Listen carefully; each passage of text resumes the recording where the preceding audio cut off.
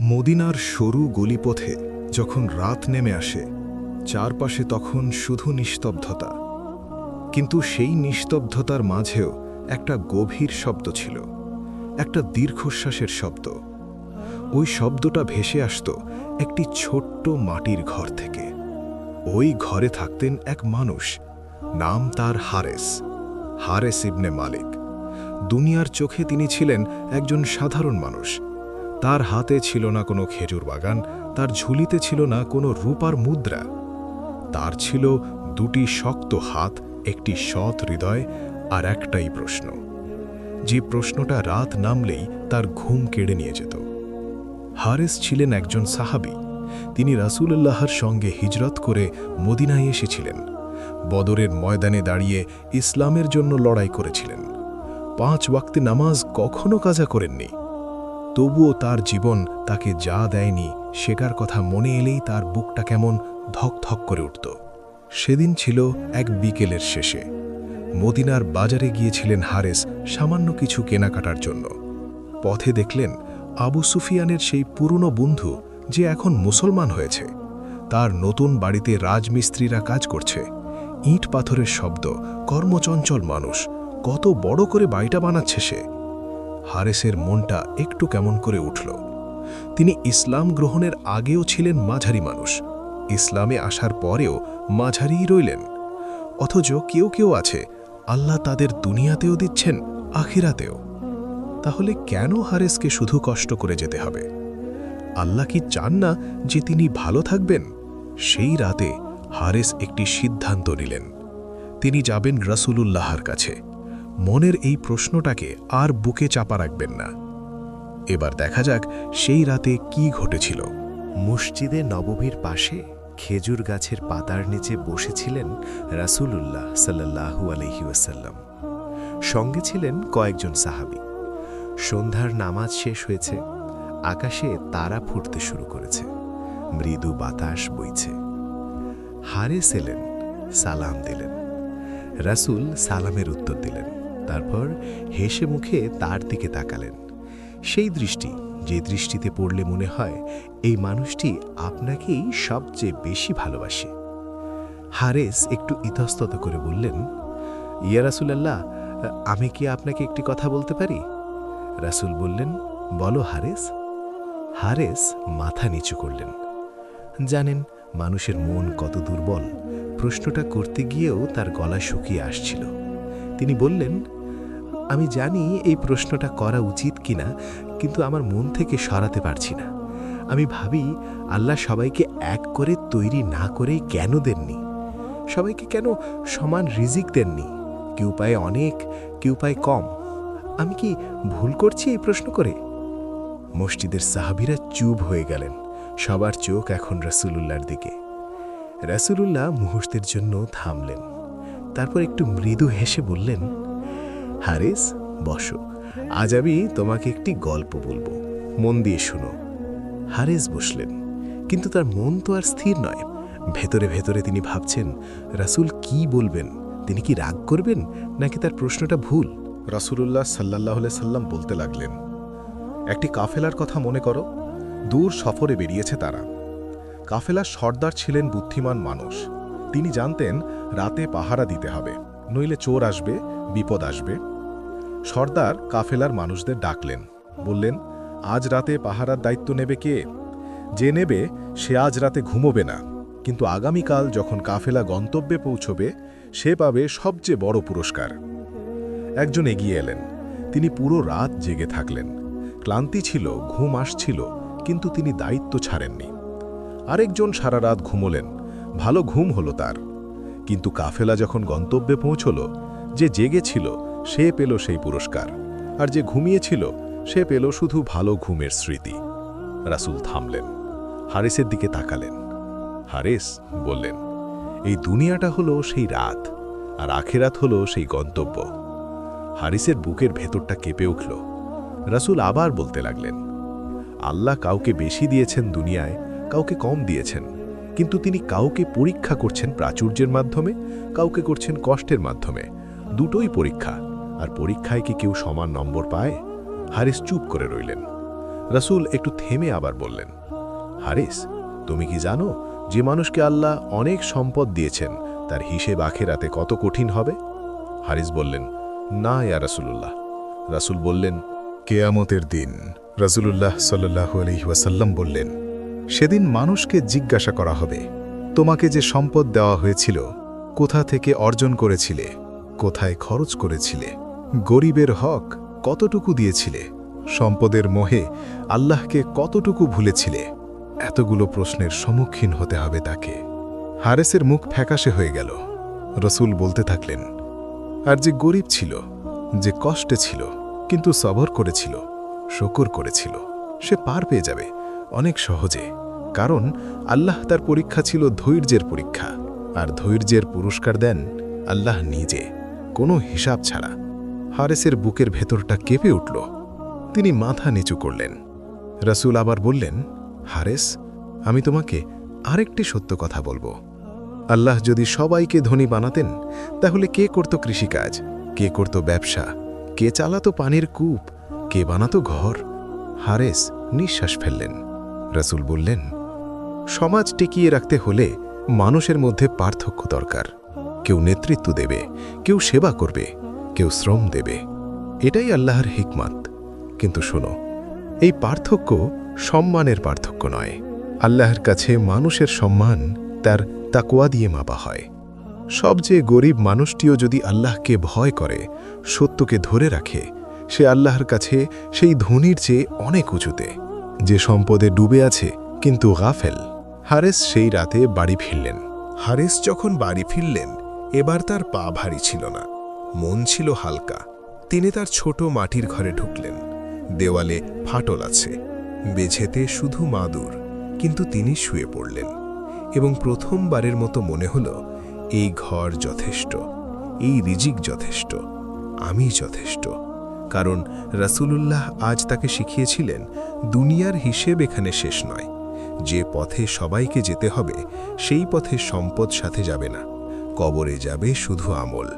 আর আমলের মাঠে হারিস কিন্তু খালি হাতে নেই। কিন্তু এখানেই গল্প শেষ নয়। কয়েক সপ্তাহ পরে হারিস বাজারে গেলেন।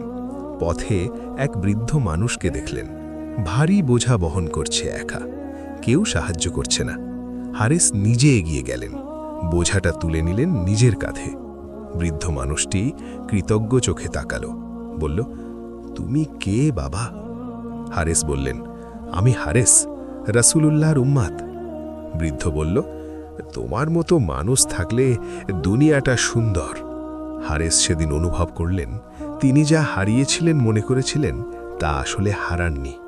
আল্লাহ তাকে অনেক দিয়েছেন, সুস্থ শরীর, সৎ মন, রাসূলুল্লাহর সাহচর্য, ঈমান।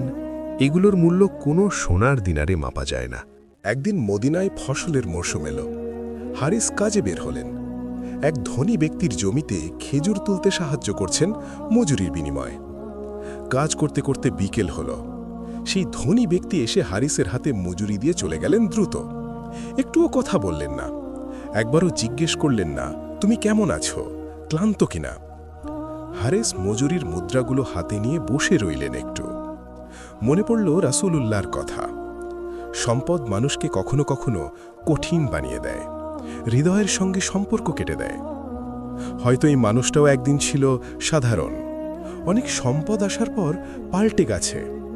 হারিস ভাবলেন, আল্লাহ হয়তো আমাকে এই কষ্টের জীবন দিয়ে আমার হৃদয়কে জীবিত রেখেছেন। বছর কয়েক পরের ঘটনা, এক যুদ্ধের প্রস্তুতি চলছে। রাসূলুল্লাহ সাহাবীদের ডাকলেন, যার যা সামর্থ্য আছে দান করুক আল্লাহর রাস্তায়। ধনী সাহাবীরা উট, ঘোড়া, অস্ত্র, খাবার কত কিছু দিলেন। হারিসের কাছে ছিল শুধু 2টো খেজুর। তিনি লজ্জিত হয়ে রাসূলুল্লাহর কাছে এলেন এবং 2টো খেজুর এগিয়ে দিলেন। কেউ কেউ মুচকি হাসলেন, এত ছোট দান।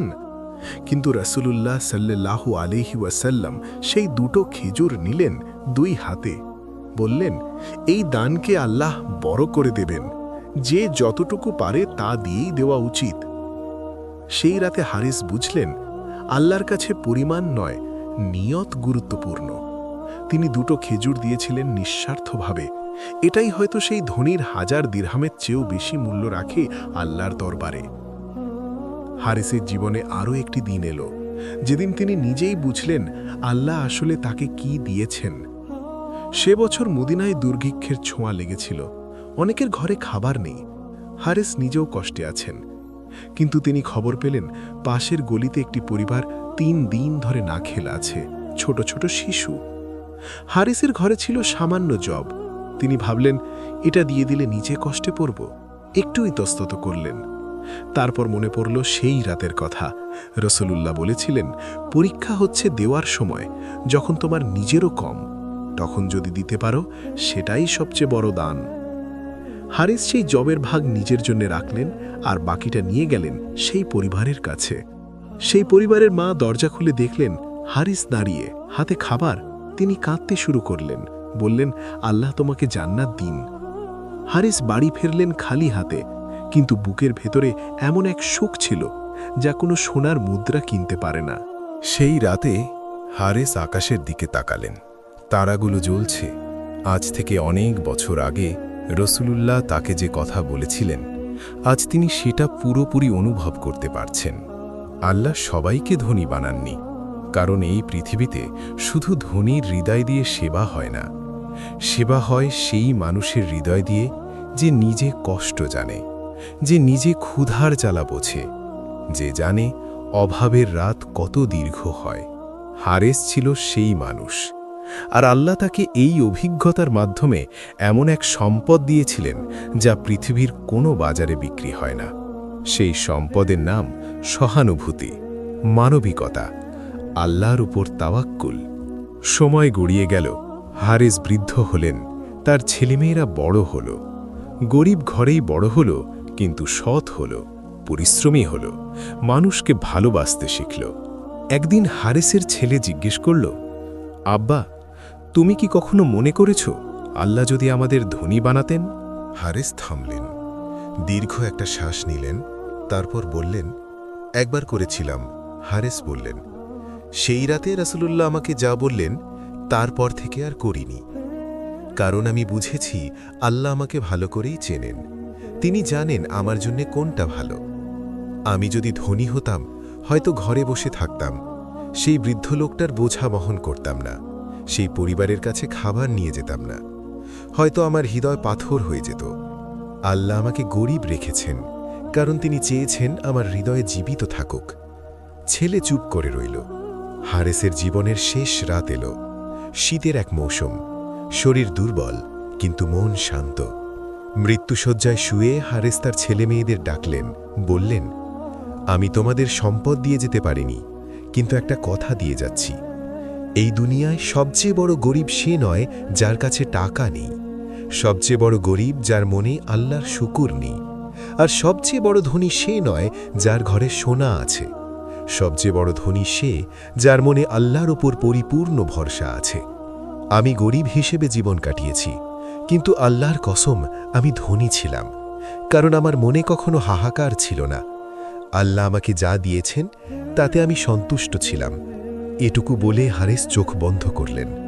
তার ঠোঁটে ছিল সেই কালিমার শব্দ, লা ইলাহা ইল্লাল্লাহু মুহাম্মাদুর রাসূলুল্লাহ।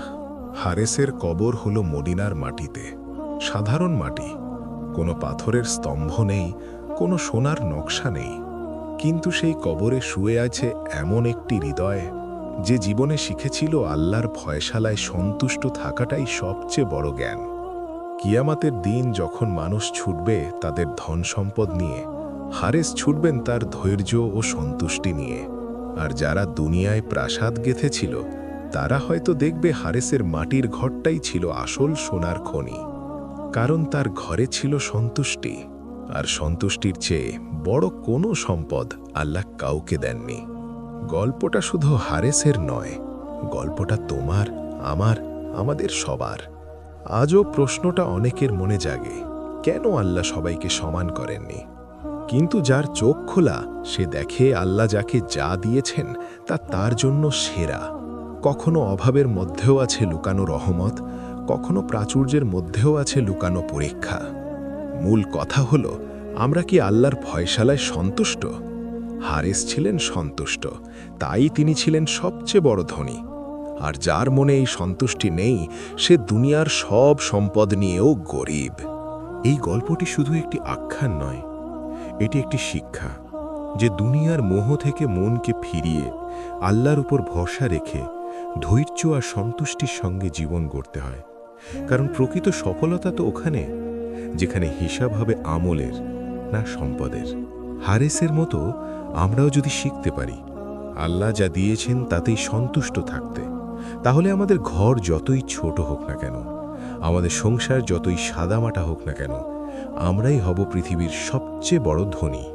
কারণ আসল ধন সোনার উপায় নয়, আসল ধন আছে হৃদয়ের সন্তুষ্টিতে, আল্লাহর উপর ভরসায় আর তার ফয়সালায় রাজি থাকার অনন্য শান্তিতে।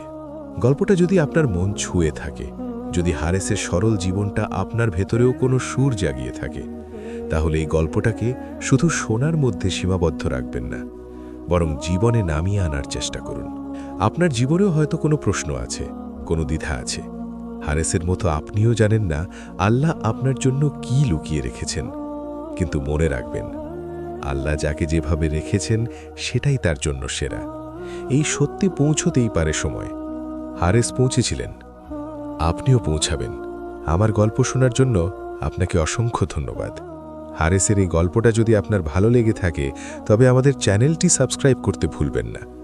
পাশের বেল আইকনটি প্রেস করে রাখুন যেন এমন হৃদয়গ্রাহী গল্পের পরবর্তী পর্বগুলো আপনি মিস না করেন। আমাদের উদ্দেশ্য শুধু গল্প বলা নয়, বরং গল্পের মধ্যে লুকানো সেই শিক্ষাগুলোকে আপনার হৃদয়ে পৌঁছে দেওয়া। আপনার মূল্যবান সময়, আপনার মনোযোগ, আপনার ভালোবাসা আমাদের জন্য এটাই সবচেয়ে বড় প্রাপ্তি। পরবর্তী গল্পে আবার দেখা হবে। ততদিনে ভালো থাকবেন, সুস্থ থাকবেন। মনে রাখবেন আপনার হৃদয়ের সন্তুষ্টি আপনার সবচেয়ে বড় সম্পদ।